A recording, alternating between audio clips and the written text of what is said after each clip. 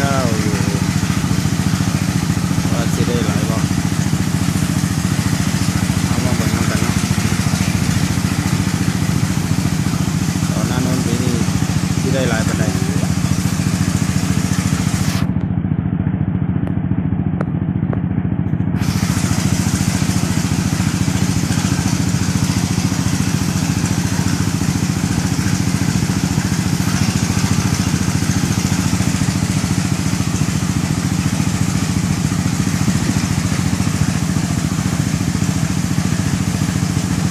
มาลุ้นกันสิได้จักสิ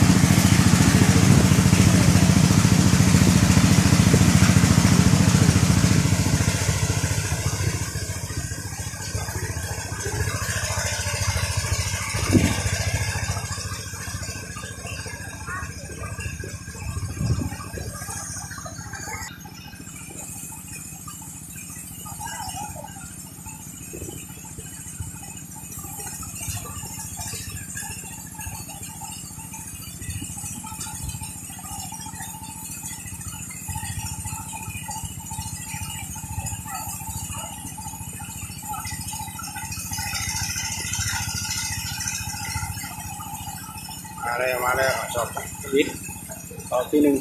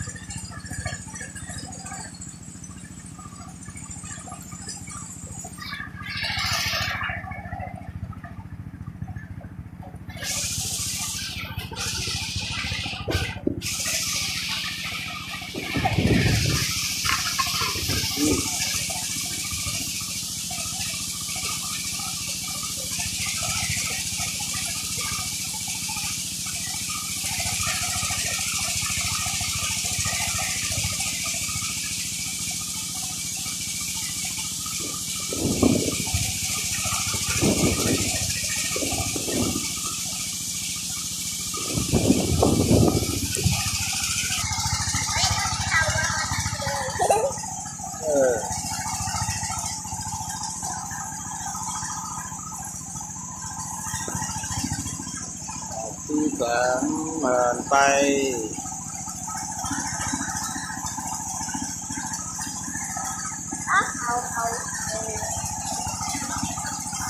เอาดิเอ้ยแกเนาะจะไปเลย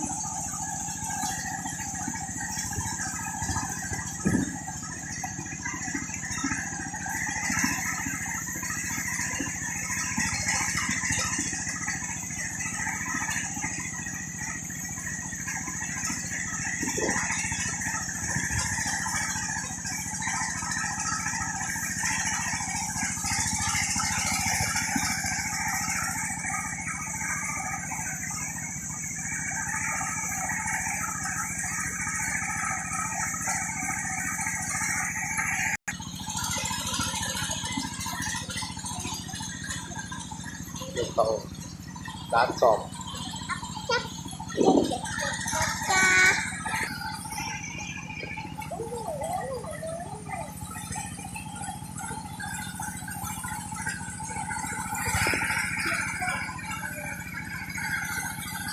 อาวากำลังปั่นข้าวอยู่วันนี้อาวากำลังปั่นข้าว นวดข้าวอยู่ว่าจะได้ข้าวได้เท่าไหร่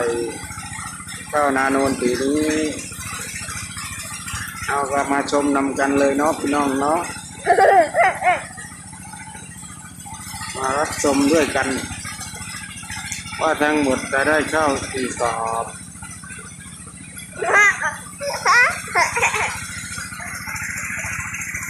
ติดตามเบิ่งไปด้วยกันตอนจบจะได้เข้าเยอะพอ